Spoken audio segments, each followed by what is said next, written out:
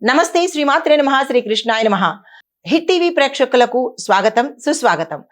October 15, 2025 నాటి అనగా బుధవారం నాటి దిన ఫలితాలలో భాగంగా ఈరోజు మేషాది ద్వాదశ రాశుల వారికి ఎలా ఉండబోతోంది, ఓవరాల్గా ఫలితాలు ఎలా ఉండబోతున్నాయి అంటే కనుక ఈరోజు సాహసాలు ఎక్కువగా చేయడం జరుగుతుంది, సాహసమైన నిర్ణయాలు తీసుకోవడం జరుగుతుంది. కొత్త ప్రాజెక్టులు కూడా ప్రారంభానికి ఈరోజు చాలా చక్కగా ఉండబోతోంది కాబట్టి ఎవరు ఏ ప్రయత్నం చేసుకున్నా సక్సెస్ అయ్యే అవకాశాలు కనబడుతోంది.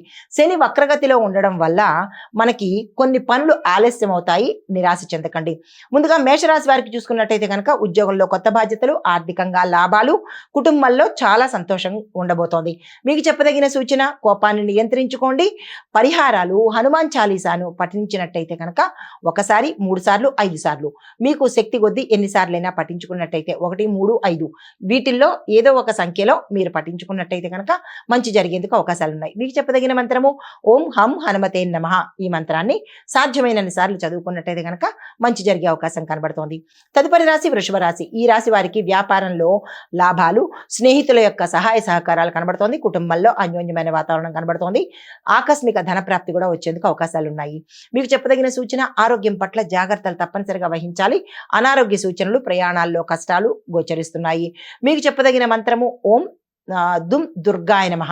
ఈ మంత్రాన్ని చదువుకోవడంతో పాటు పరిహారంగా అమ్మవారి ఆలయ దర్శనం చేసుకున్నట్టయితే కనుక మంచి జరిగేందుకు చాలా ఎక్కువ శాతం కనబడుతోంది.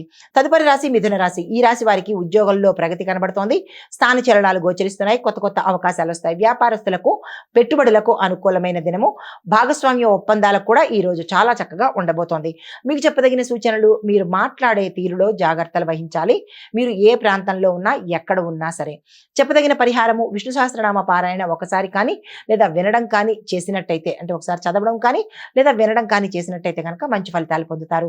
మీకు చెప్పదగిన మంత్రము ఓం నమో నారాయణాయ. ఈ మంత్రాన్ని సాధ్యమైనన్ని సార్లు చదువుకున్నట్టయితే కనుక విశేషమైన ఫలితాలు పొందుతారు.